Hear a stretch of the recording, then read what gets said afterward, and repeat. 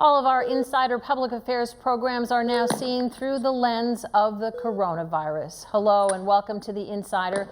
I'm Lisa Adams. Welcome to you, our viewers, and to our listeners on the radio as well. We continue today with our COVID-19 focused editions of our program.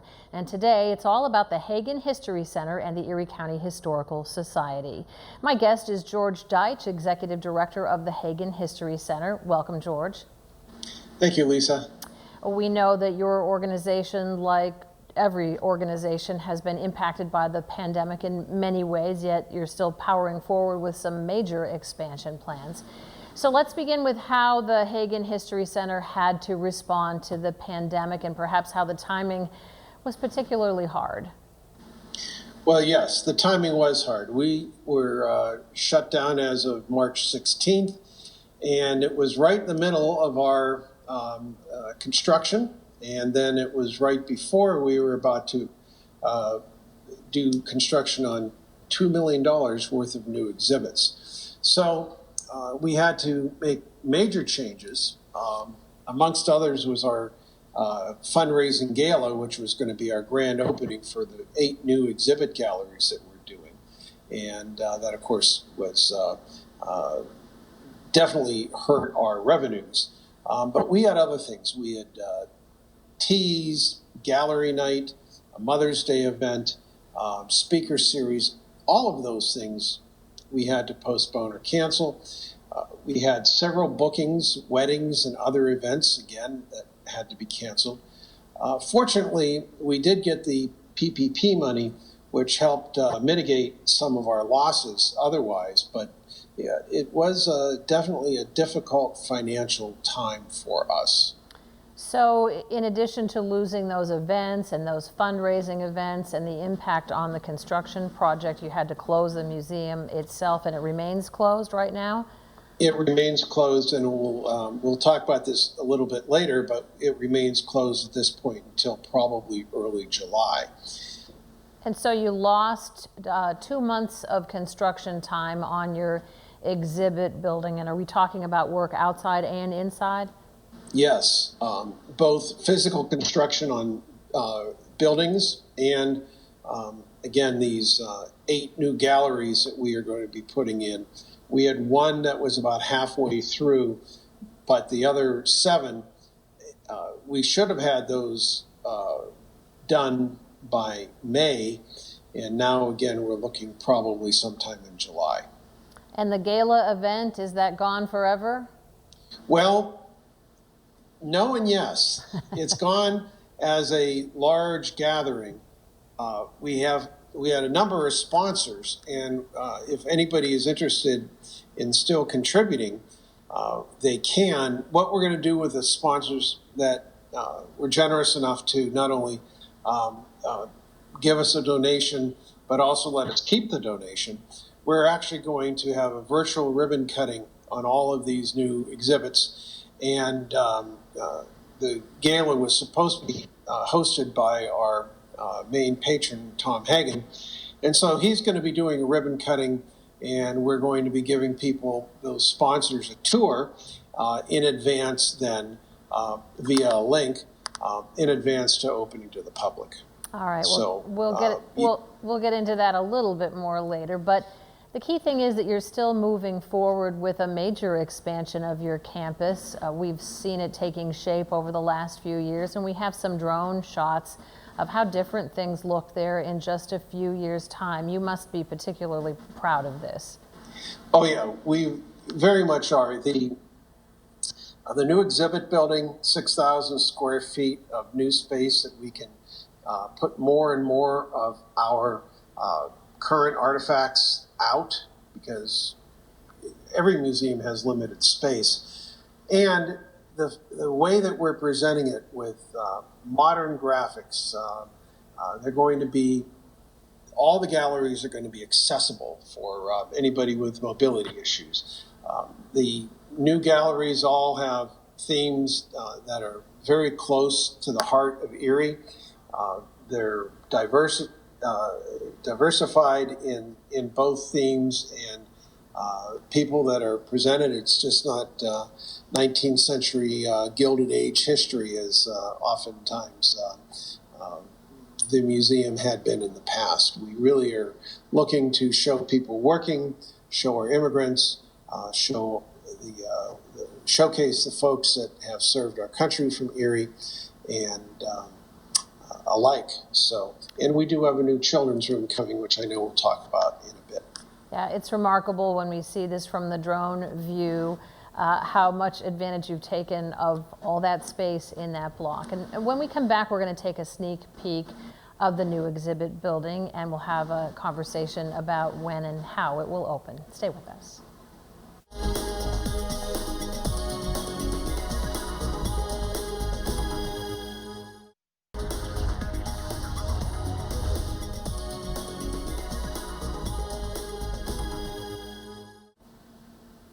I'm Lisa Adams. Welcome back to The Insider. Today we're talking about the Hagen History Center and its big plans to move forward even as the region and the nation still cope with COVID-19.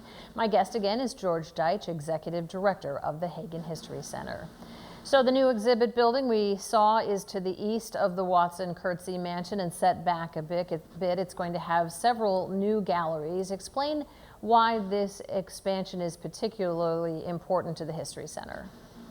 Well, like any museum, we've only been able to showcase a part of our total artifacts. So what this does is 6,000 new square feet. 3,000 of it will be opening a year or so from now. But the first floor will have 4 galleries, and one of the main themes is Erie and the American Dream. It'll talk about how Erie grew and how it expanded and how it became quite a force in the nation's industrial expansion. All right, well, before we get there, let's talk about the layout of the new building. We can kind of take a look at the schematics and get a sense of, you know, from the outside you can't really tell about all those galleries, but you really do have a lot of exhibit space there. Right, and what you can see on there immediately, again, to the east of the carriage house is the new exhibit building.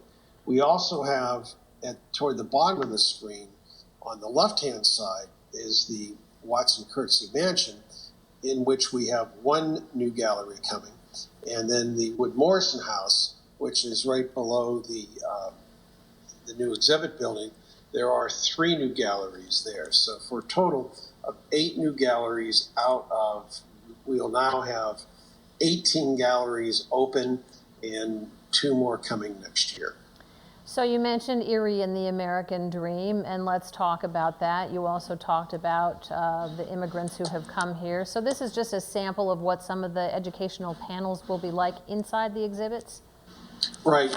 They're going to be very modern. They're going to be accessible in terms of people being able to see them. We're not going to be traditionally, museums are an object and a label. This will be much more pleasantly put forth. People will be able to read and see and experience what we're talking about in a very accessible way, and also the labeling and all for the artifacts is all going to be very updated. It's going to be a pleasant tour for people to go through. And we have done several news stories on the Wood Morrison House as it was restored, the historic home next to the Watson-Curtsey, a learning space for the museum, but we have an introductory panel about one of the exhibits that's going to be in there as well. Right. We will have on the 3rd floor, or the 2nd floor, is our education center. But on the 1st floor, we have put in 3 new galleries. The actual work on them will be starting next Monday. And one of them is the Admiral Thomas Weschler Military Gallery, which explores and talks about our heritage and the folks that have served. It's not about battles and things like that, but it's about Erie's place and the people from its place. There's also a naval exhibit, which Erie used to be called the mother-in-law of the Navy, between the Niagara, Battle of Lake Erie, Michigan, the Wolverine. We've had a very rich naval history in Erie, and we'll be talking about that. And then also, one of the great forgotten pieces of Erie history is the Erie Extension Canal, which used to allow people to travel from Lake Erie down to the Ohio River just outside Pittsburgh, and all the way down ultimately then to New Orleans. And so that was mid-19th century. Railroads basically became even faster and cheaper, so the canals went by the wayside. But the canal literally ran next door to our buildings. And so we're going to be doing a gallery dedicated to the canal era and how that played a role in Erie's economic growth. Well, we know that you've intrigued us over the last couple of years with the idea that there will be an exhibit inside the new building that will be a major attraction nationally, maybe even globally, still under wraps. So how will you reveal that to your major donors? You mentioned earlier about some kind of a virtual ribbon cutting and tour, and that's for the major donors. And then when will the public get to take a peek? Well, there's a bit of a lag because we'll do the virtual ribbon cutting, but then we're going to have it filmed professionally. And then once that is produced, we'll send out a link to our sponsors, the folks that have helped to fund all of this. And the next day after that link is out, we'll send it out to you, the news folks. And probably the day after that, we'll have a news conference welcoming people back and have a what I guess I can best characterize as a soft opening to open the whole campus again, all of our buildings. And you're talking around the 9th of July, I believe. So just quickly, George, this means only small groups allowed in at a time and all the same kinds of things we're seeing at other galleries around the region and the country, masks, again, distancing, all those kinds of things? Well, I believe that will still be the order of the day. We don't know about red, yellow, green at this point for any point in the summer. We don't know how those restrictions are going to be modified as the summer goes on. If things get better, things get worse. We really don't know. So the first thing we're going to do as far as opening our buildings will be the 9th of July. That will open up the Watson Curtsey Mansion. The other two buildings, the new exhibit building and Wood Morrison, will be a little bit later once we do the ribbon cutting and whatever lag time there is between the production. And then those will probably open around the beginning of August. That's our best guess at this point. As I said, the construction on most of these galleries isn't even starting until this coming Monday. Understood. You'll see a semi-tractor trailer in our driveway, and we have our all the galleries that we are doing except the big one have been prefabricated in Atlanta with a design company down there, fabrication company down there. Interestingly, co-owned by a guy from Erie, so he's been pretty enthused about showing off his product for the first time in his hometown. So we understand that you got to catch up here, and you also have to be concerned about the red, yellow, green, as you said. But when we come back, we're going to talk also about a visit by the Justice Bell that's upcoming and a new exhibit for children. Stay with us.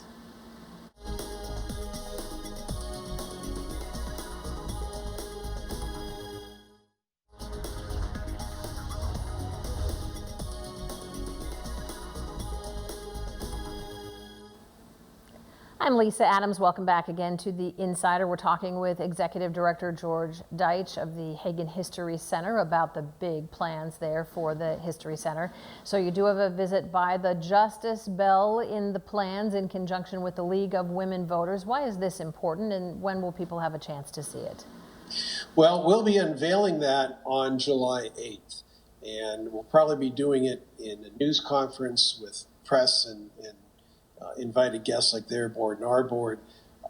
But then, well, again, the next day we'll be opening up to the public. What the Justice Bell is it's a replica of the Liberty Bell, and it travels the state, and it helps to celebrate the 100th anniversary of the 19th Amendment. And what is the 19th Amendment of the Constitution? It's the women's right to vote.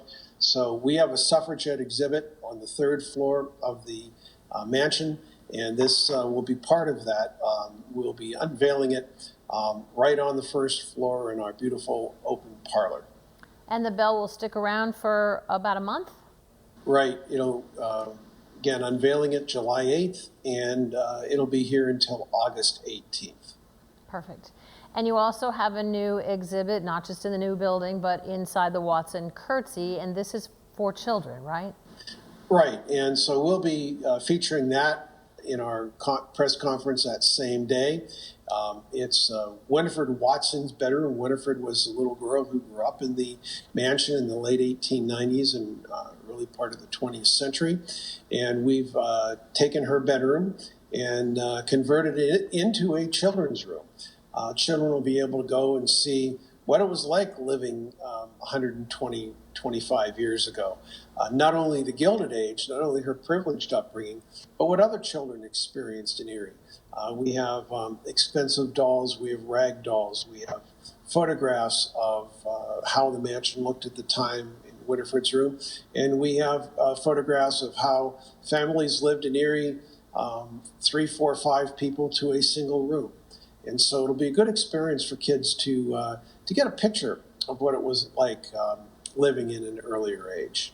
And she went on to marry a Griswold of the famous Griswold hand? She did. She married Eli Griswold and of Griswold Manufacturing. So there's 2 major power families in Erie who married.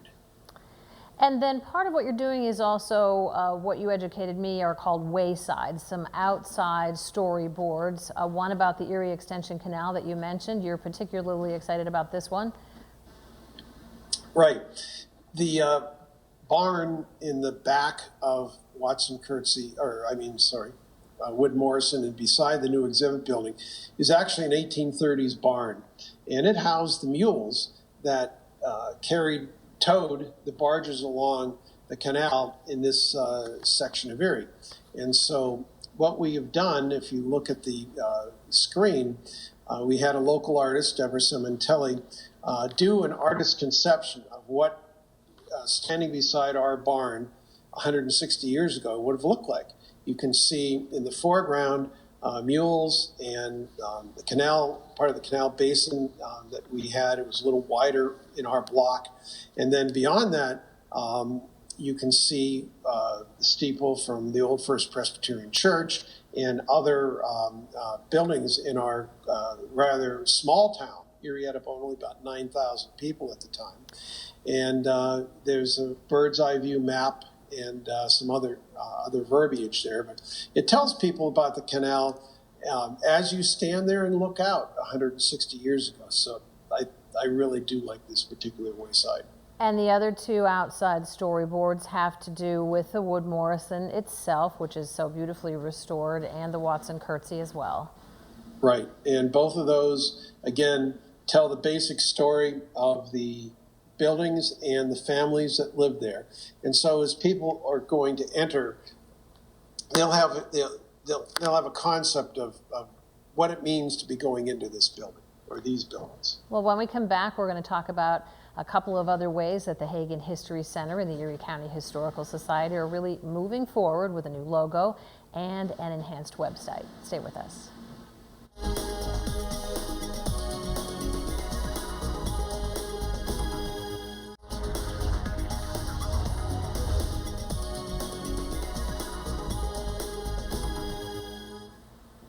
We've been talking about how the Hagen History Center is coming back after COVID-19 here with my guest, Executive Director George Deitch. So your staff has done a lot of work to enhance the History Center website.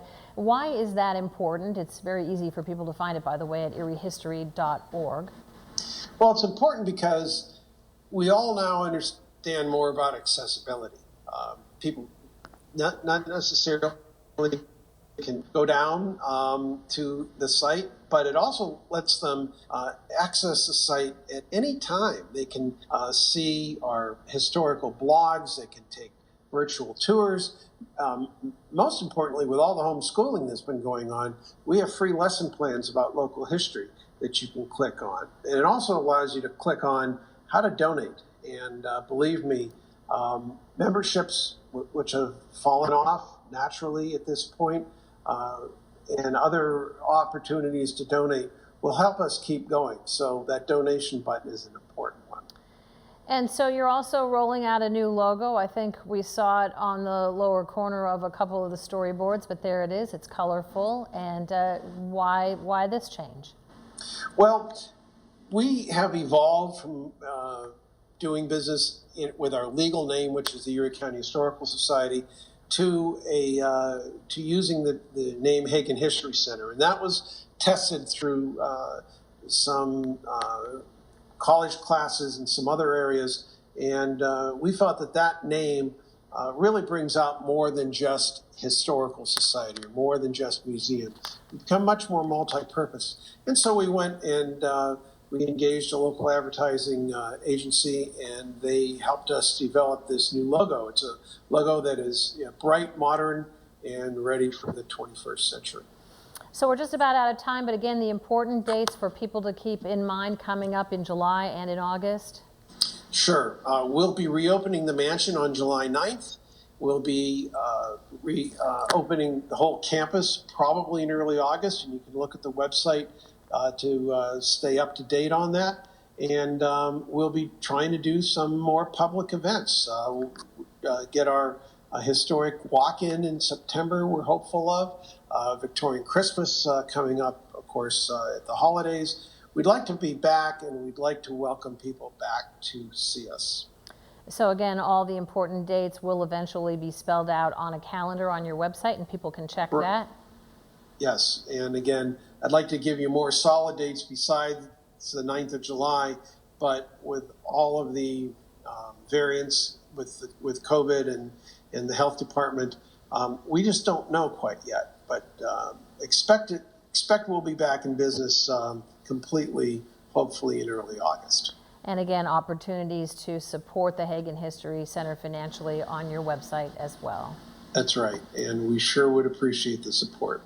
Well, George, thank you so much for being with us and sharing the plans. We'll look forward to the Bell visit and the opening of the new galleries, something to look forward to when we can get back to normal here, as we like to say. Well, thank you, Lisa.